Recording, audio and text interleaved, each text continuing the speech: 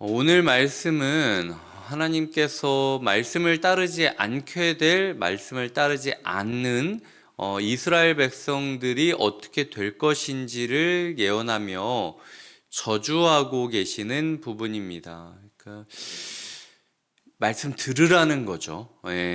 안 들어서 죽어라 이게 아니라 야, 안 들으면 이렇게 되니까 제발 좀 똑바로 해라 라고 이야기하는 것입니다. 하나님은 우리가 긍정적인 요소로 축복을 받기 위하여 달려가는 것보다도 저주를 받지 않기 위하여 살아가게 만드는 것이 어쩌면 예수 그리스도를 만나기 전에 더 우리에게 적절할 것이다 라고 생각을 하고 있다라는 거죠. 하나님은 우리의 마음의 죄를 알고 계시기 때문에 그냥 애써라 이렇게 얘기하는 것보다도 너 그렇게 안 하면 죽는다 라고 이야기하는 것이 더 효과적이라고 판단하신 것입니다. 오늘과 내일 말씀까지를 요약을 드리자면 신명기 28장 저주는 사실은 역출애굽이라고 보시면 됩니다. 그러니까 돌아가는 거죠. 오늘 말씀도 보면은 36절에 너와 내가 세울 내 임금을 너와 내 조상들이 알지 못하던 나라로 끌어가시리니, 그러니까 그 하나님을 만나고 하나님으로 인하여 하나님에게 이끌려 약속의 땅 가나안으로 들어왔던 지금까지 여정과는 달리 니네가 만들었던 그 우상들로 인하여 니네가 멸망하게 되고 결국은 너희가 알지 못하던 나라로 끌려가게 될 것이다. 이 약속의 땅을 두고 라는 이야기를 하면서 쭉 이야기가 되고 있는 것이죠. 농사를 지어도 열매가 맺지 않고, 그러니까 이것도 농사의 역순이죠. 뿌려도 열매가 맺혀지는 게 아니라 뿌림에도 불구하고 애씀에 열매를 맞지 못하는 모습을 그리고 있는 것, 그리고 부모가 아이를 먹어야 되고 이런 이야기들이 나오는 것, 우리가 봤을 때 사회라면 당연히 이러해야 되지 않는가라는 상식이 야만으로 역전되는 모습을 경고하고 있는 것이 오늘 말씀입니다. 하나님께서 너 말 안 들었으니까 한번 죽어봐라 이렇게 이야기하는 게 아니라는 게 45절 46절에 나와 있습니다. 내가 내 하나님 여호와의 말씀을 청종하지 아니하고 내게 명령하신 그의 명령과 규례를 지키지 아니하였기 때문이다 라는 것이죠. 그래서 저주가 와서 따르고 이르러 멸하리니, 반복되는 표현들을 통하여 축복이 우리를 향하여 오는 것이 아니라 저주가 집요하게 우리를 쫓아와서 결국에는 우리를 점령하는 모습을 그리는 것이 오늘 말씀입니다. 그것은 46절에 말하듯 표징과 훈계가 되기 위해서라는 것이죠. 이렇게 살면 안 된다. 그러니까 똑바로 살아야 된다. 하나님이 우리를 포기하지 않았기 때문에 어떻게든 끝까지 끌고 가기 위하여 극단적인 방식을 취하는 모습을 그리고 있다라는 것이죠. 오늘 말씀을 묵상하며 저는 잘못된 것을 먹었을 때 토하게 만드는 변기를 붙잡고 이렇게 등허리를 두드리는 부모의 모습이 생각이 났습니다. 어렸을 때 제가 뭔가 잘못 먹거나 아니면은 체하게 됐을 때 약을 먹어도 오히려 소화가 도움이 되는 게 아니라 계속해서 이렇게 속이 뒤집히는 것 같고 메스껍고 정말로 막 그 신경이 쓰이는 그런 때들이 있지 않습니까? 그러면 부모님이 변기 뚜껑을 열고, 저 같은 경우는 변기 뚜껑에 머리를 들이밀게 한 다음에 등허리를 계속 이렇게 탁탁 치면서 토하게 만들었습니다.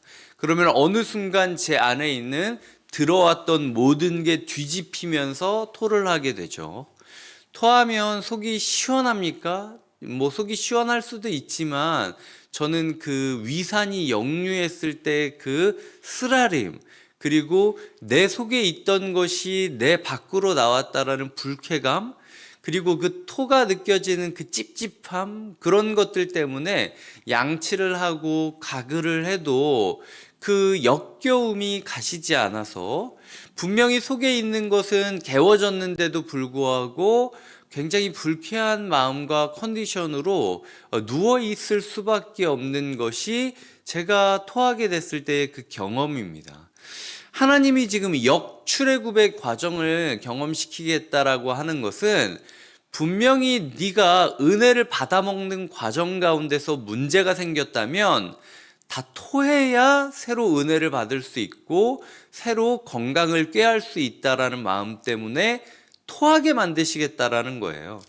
우리가 봤을 때는 이 본문에서의 상황이 뭐 설명이 필요 없을 정도로 명확합니다. 그러니까 변기 뚜껑에 머리를 들이미는 것처럼 하나님께서 온갖 오물을, 온갖 악취감을, 온갖 오염된 상황을 우리에게 경험하게 만드는 거예요. 어떻게 하면은 이렇게 될 수 있을까? 부모가 아이한테 이럴 수 있나? 땅이 인간한테 이럴 수 있나? 하나님이 이끈 땅인데 어떻게 우리가 이렇게 될 수 있나?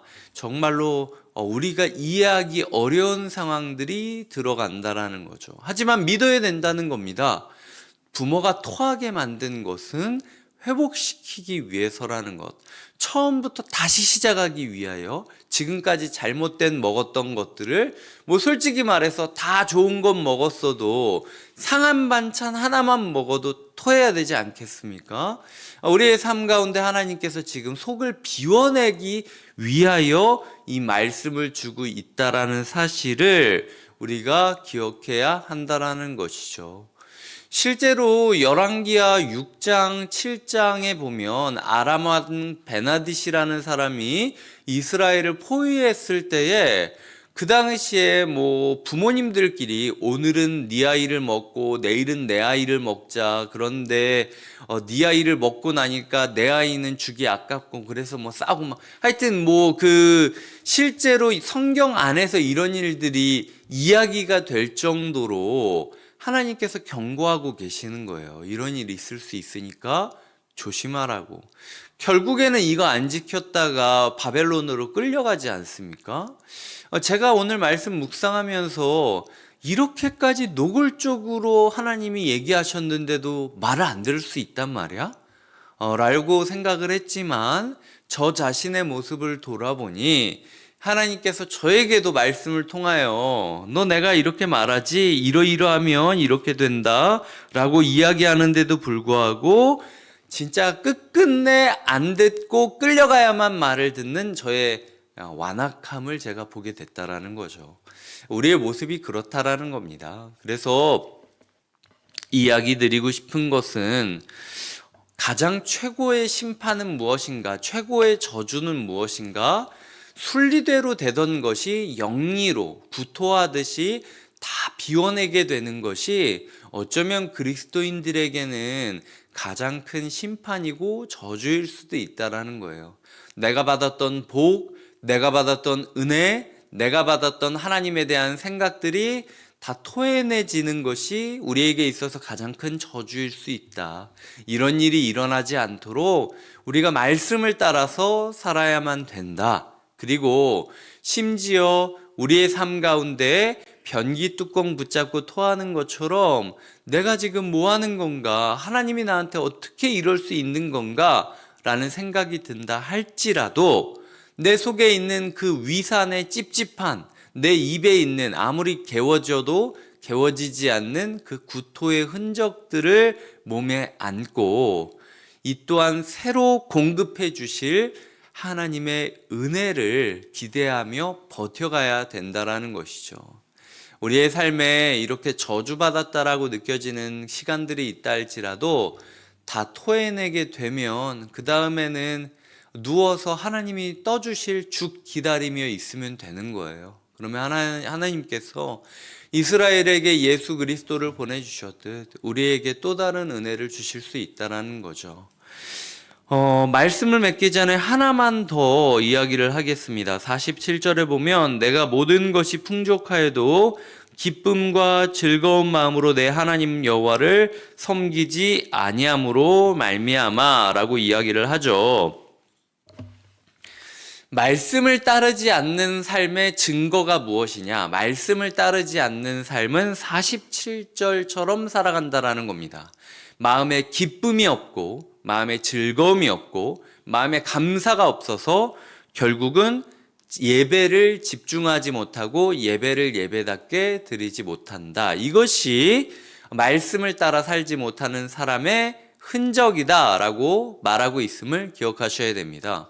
오늘 말씀을 따르자면 이 성경을 제가 어떻게 다 지킵니까? 이거 다 지킬 수 있는 사람이 어디 있겠습니까? 라고 이야기할 수 있는 우리에게 하나님께서 말씀 따르지 않는 삶은 기쁨이 없는데 너 기쁨 있니? 말씀 따르지 않으면 즐거움이 없는데 너 오늘 새벽 즐겁니?